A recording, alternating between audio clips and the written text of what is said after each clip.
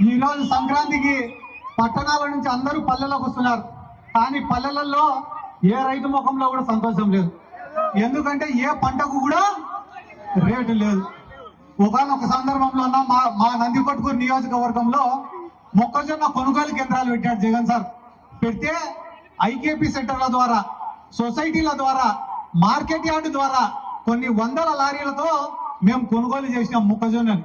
మాకు అర్ధరాత్రి ఫోన్లు రైతుల దగ్గర నుంచి, అన్నా మా ఊర్లో గొన సంచులు రాలే, మా ఊర్లో పురికోసాలు రాలే, మా ఊరికి లారీలు రాలే, 24 గంటలు మాకు ఇయ్యే ఫోన్లే.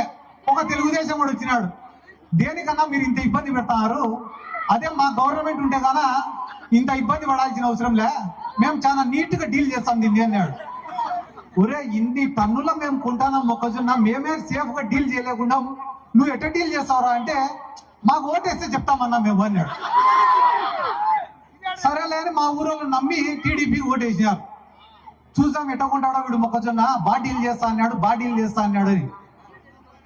మొక్కజొన్న పంట చేతికి వచ్చింది. ఏరా ఏమో డీల్ చేస్తా అన్నామంటే, మీ మాదిరిగా మాకు తలనొప్పి పెట్టుకోమరా, అందుకే మేము కొనుగోలు కేంద్రం కూడా పెట్టాము. ఇంకా మమ్మల్ని అడిగేటోడు ఎవడు? ఇప్పుడు కొనుగోలు కేంద్రం పెడితే లారీ కావాలని అడగాల, పురికోసలు కావాలని అడగాల, కొనుగోలు కేంద్రంలో పెట్టకుంటే ఫోన్ చేయాల్సిన అవసరం కూడా లేదు. ఆ పక్క రాష్ట్రంలో ఉన్నారు తెలంగాణలో, వాళ్ళు కూడా కొనుగోలు కేంద్రం పెట్టినారు, కానీ మన సారు పెట్టడం లే. ఏంది సార్ మా రైతుల పరిస్థితి అంటే, ఒకే ఒక పరిష్కారం, మీకు బాధ వస్తే మందు దాగి పండుకోండి అంతే.